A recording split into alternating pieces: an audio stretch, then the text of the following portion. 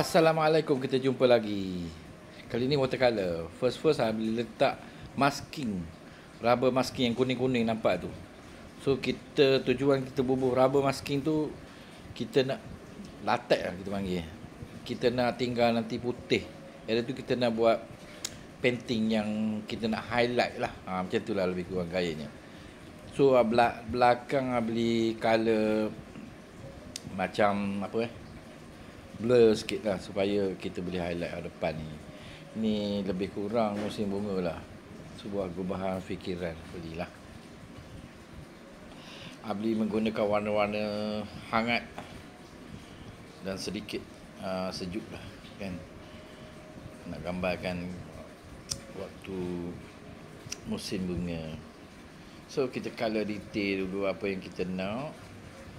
Dan kita buang masking tu dan baru kita highlight. Ini adalah sesi beli hangatkan lagi watercolor beli. Yang lama dah beli tinggal watercolor ni. Alhamdulillah siaplah satu watercolor atas paper 300 gram. Beli guna 300 gram tu supaya kertas dia ni tahan lah, kuat lah.